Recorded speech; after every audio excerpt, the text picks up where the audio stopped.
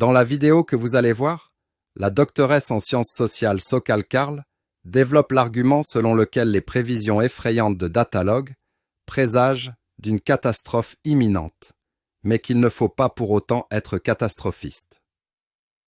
L'effondrement d'une société est en effet souvent perçu comme un désastre inévitable et redoutable. Cependant, il est important de reconnaître que, même dans les moments les plus sombres, des aspects positifs peuvent émerger de cette transition chaotique. Sokal Karl nous explique pourquoi.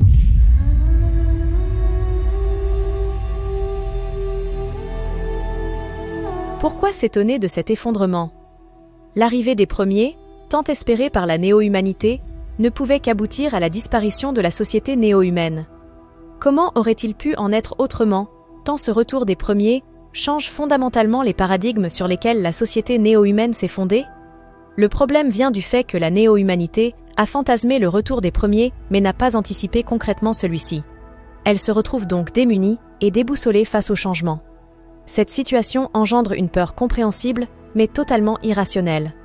Acceptons ces bouleversements sociétaux avec le même enthousiasme que nous avons accepté le cadeau de l'immortalité que les premiers nous ont offert.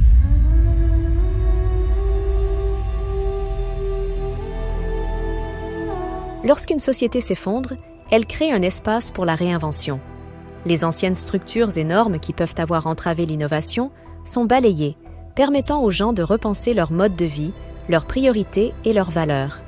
C'est l'occasion de reconstruire sur des bases plus solides et d'explorer de nouvelles voies.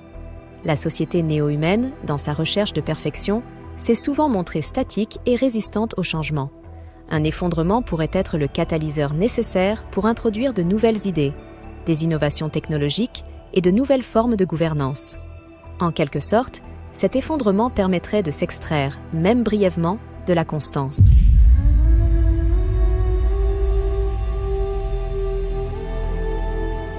En temps de crise, les individus et les sociétés sont amenés à réfléchir sur leurs valeurs fondamentales. Les priorités changent, les individus se recentrent sur l'essentiel. L'effondrement peut permettre une réflexion critique sur les défauts antérieurs, favorisant ainsi un apprentissage collectif et l'adoption de pratiques plus efficaces. Un effondrement peut servir de catalyseur pour réévaluer et redéfinir les valeurs, adaptées aux circonstances changeantes et aux besoins de la population.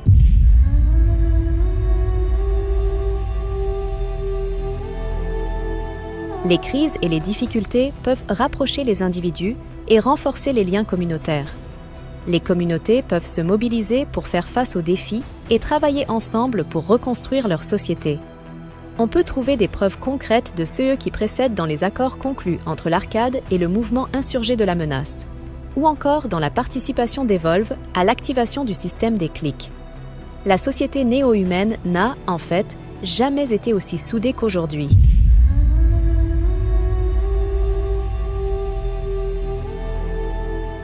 Depuis l'apparition du Havre, un rapprochement avec nos géniteurs est en cours et il est en train de porter ses fruits.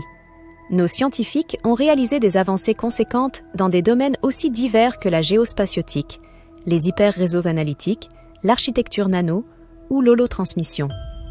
La collaboration avec les premiers va aussi permettre la colligation et l'analyse du signal.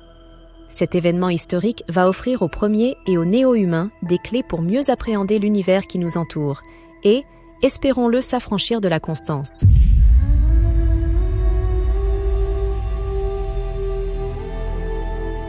L'effondrement de la société néo-humaine est un bouleversement majeur dans sa jeune histoire. Tout comme l'est d'ailleurs le passage du statut de néo-né à celui d'individu mature. Si, comme l'affirme avec justesse Datalogue, l'effondrement est inévitable, notre choix consiste à accueillir ce changement comme une opportunité de croissance et d'évolution. Ces deux mots ne sont pas anodins. Jusqu'à présent, ces perspectives étaient utopiques pour la néo-humanité. Emprisonnée dans la constance, la néo-humanité ne pouvait ni croître ni évoluer. En accueillant le changement, en passant du statut de néo-né à celui d'individu mature, la société pourrait bientôt se rendre compte que cet effondrement n'est pas le sien, mais bien que c'est le début de celui de la constance.